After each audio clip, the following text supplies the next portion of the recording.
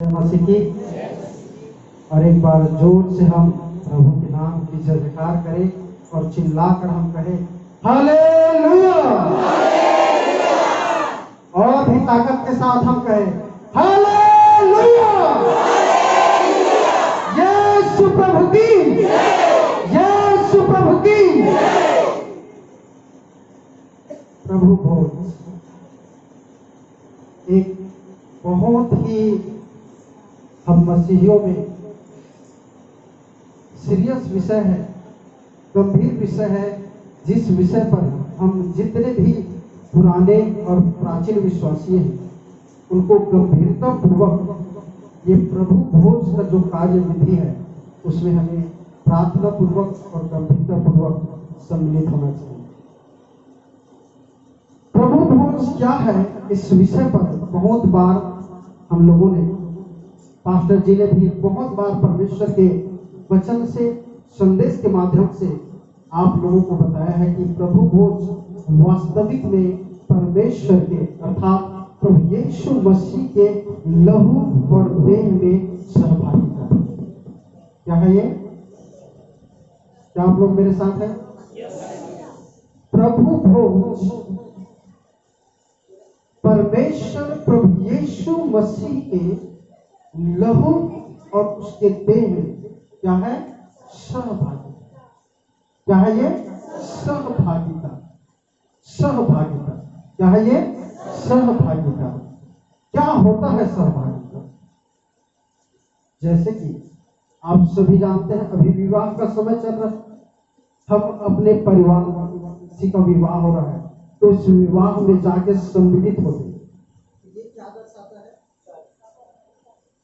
तो ये क्या दर्शाता है कि हम उसके साथ उसके शादी में क्या हुए हैं? सहभागी हुए हैं। हालेलुया। वैसे ही प्रभु का जो भोज है, प्रभु का जो देह है और प्रभु का जो लहू है, उसी में हम सहभागिता होगा। लेकिन आज मैं विषय पर, जिस विषय पर आपको बताऊंगा, जब आप पहला कुरिन्थियों उसके 11 अध्याय जिसमें आप प्रभु भोज के विषय में पढ़ेंगे, बहुत सारी बातें दी गई हैं। उसमें से एक बात को मैं आज बताना चाहूंगा।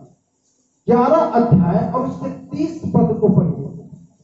प्रभु भोज के विषय में पहला कुरिन्थियों और उसका 11 अध्याय और उसका 30 पद क्या कहता है? इसी कारण, अब आप सभी ध्यान से सुनिए, एक मिनट सभी आप सुनिए, आप हाँ पढ़िए बात। इसी कारण बहुत से निर्बल और रोगी हैं और बहुत से क्या हो गए? सो भी गए। ये बहुत ही गंभीर विषय है। परमेश्वर का वचन कहता है, यहाँ पर जब आप पढ़ोगे तो प्रभु भोज जो है गंभीर विषय है, लेकिन यहाँ पर कुछ लोगों ने उस प्रभु के भोज की, लहू की और उसके देह की जो सहभागिता है, उसकी गंभीरता को लोगों ने नहीं समझा और प्रभु भोज को लोगों ने अनुचित रीति से लेना चालू कर दिया, अलग अलग तरीकों से लेना चालू कर दिया। परमेश्वर के लहू की जो सामर्थ है, परमेश्वर की देह की जो सामर्थ है, परमेश्वर की जो सहभागिता है, उसको लोग भूल गए और भूल करके उन्होंने प्रभु भोज को एक मजाक का विषय समझ करके अनुचित रीति से उसे लेना चालू कर दिया। लोग प्रभु भोज की गंभीरता को धीरे धीरे भूलते गए। तो प्रभु का जो दास था पौलुस यहाँ पर कहता है, इसीलिए तुम लोग प्रभु भोज को अनुचित रीति से लेते हो, इसीलिए तुम में से बहुत सारे निर्बल हैं, रोगी हैं और कई लोग सो भी गए। Hallelujah, hallelujah. परमेश्वर का वचन कहता है कि तुम प्रभु भोज को अनुचित रीति से लेते हो और इसी कारण बहुत सारे लोग क्या हो गए हैं? निर्बल हो गए हैं, रोगी हो गए हैं और यहां तक कि कई लोग सो भी गए हैं। सो गए हैं कहने का अर्थ है कि वो मर चुके हैं। Hallelujah, hallelujah. आज का जो संदेश है उसमें मैं बताना चाहूंगा कि हम क्यों निर्बल होते हैं, क्यों रोगी होते हैं, और क्यों हम आज मसीही लोग जो है प्रभु खोज की सामर्थ को नहीं जानने के कारण, उसकी गंभीरता को नहीं जानने के कारण कैसे वे लोग सो जा रहे हैं। उसका कारण यह है कि हम प्रभु यीशु मसीह की लहू की जो सामर्थ है उसे अभी तक नहीं पहचाने। इसको नहीं पहचाने हैं? प्रभु यीशु मसीह की लहू की जो सामर्थ है उसे हम अभी तक नहीं पहचाने। इसलिए मैंने शुरू में ही कह दिया कि प्रभु भोज जो है मसीह के लहू और उसके देह में क्या है? सहभागिता। क्या है प्रभु भोज? क्या है? प्रभु यीशु के लहू और उसके देह में सहभागिता। तो आज मैं आपको बताऊंगा उसके लहू की जो सहभागिता है, उसके लहू की जो सामर्थ है, उसको आज हमें पहचानना जरूरी है। इसको पहचानना जरूरी है। प्रभु यीशु मसीह के लहू की सामर्थ। पढ़िए पहला पतरस की पत्री और उसका 1 अध्याय और उसके 18 और 19 पद। पहला पतरस उसका 1 अध्याय और उसका 18 और 19 पद। क्योंकि तुम जानते हो कि तुम्हारा निकम्मा चाल चलन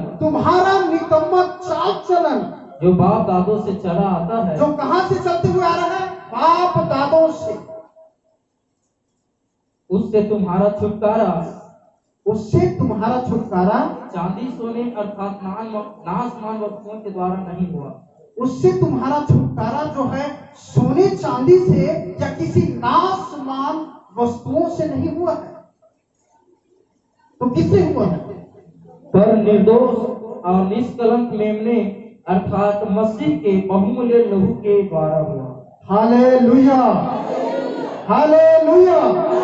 परमेश्वर का वचन कहता है कि तुम सब जानते हो कि तुम्हारा निकम्मा चाल चलन जो तुम्हारे बाप दादों से चलता हुआ आ रहा है, उससे जो छुटकारा है वो सोने से नहीं हुआ, न चांदी से नहीं हुआ, न और भी किसी भी नाशवान वस्तुओं से हुआ। पर परमेश्वर का वचन कहता है तुम्हारा जो निकम्मा चाल चलन था, तुम्हारा जो पाप था, तुम्हारा जो दोष था, तुम्हारा जो रोग था, उससे छुटकारा निर्दोष निष्कलंक यीशु मसीह के लहू से हुआ। हालेलुया।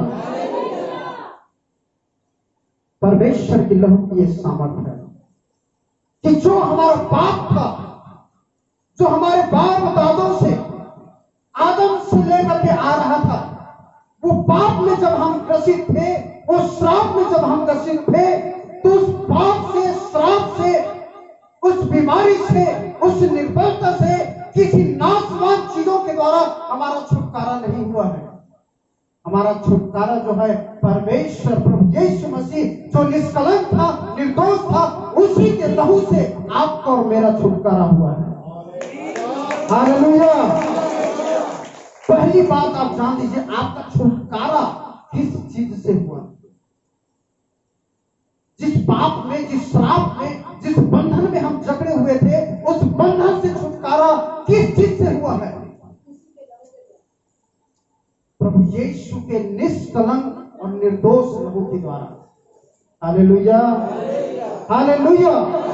परमेश्वर का वचन जब आप यशायाह नबी की किताब में पढ़ेंगे तो वहां पर यूं कहता है कि तुम्हारे पाप चाहे लाल रंग के क्यों ना हो, चाहे रानी रंग का क्यों ना हो, वो हीन के समान सफेद हो जाएंगे।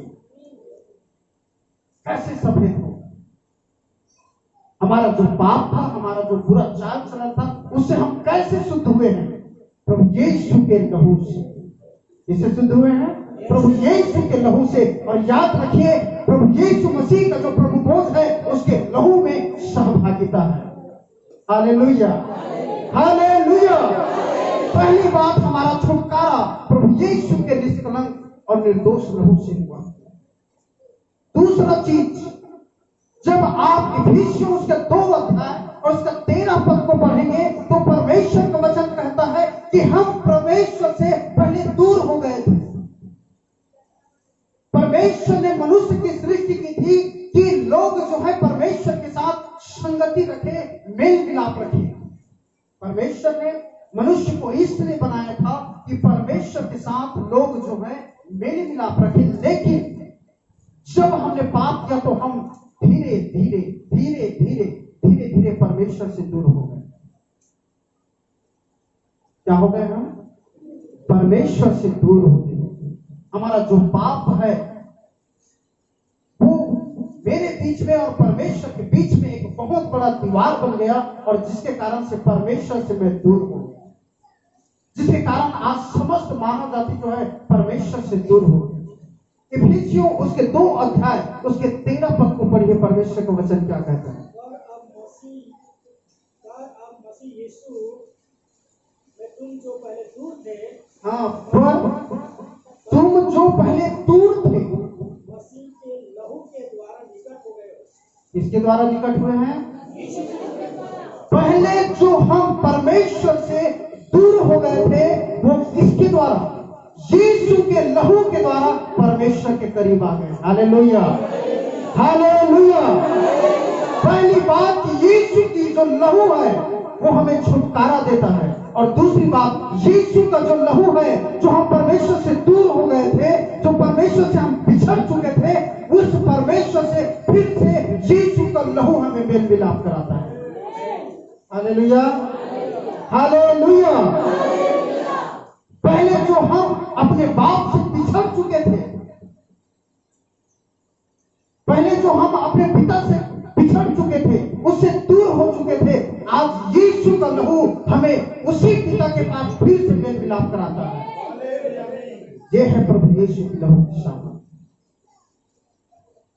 प्रभु यीशु का लहू हमें न केवल पापों से छुटकारा देता है, वरन जिस पिता से हम दूर हो चुके थे, जिस पिता से हम बिछड़ चुके थे, उस पिता से, उस खुदा से, उस परमेश्वर से फिर से मेल मिलाप कराता है। Hallelujah, hallelujah. यह यीशु के लहू की दूसरी सामर्थ। तीसरा सामर्थ, जब आप इब्रानियों की पत्री पढ़ेंगे या प्रकाशित वाक्य उसके 12 अध्याय और 11 पद को पढ़ेंगे, प्रकाशित वाक्य उसके 12 अध्याय और उसके 11 पद को पढ़ेंगे तो परमेश्वर का वचन क्या कहता है।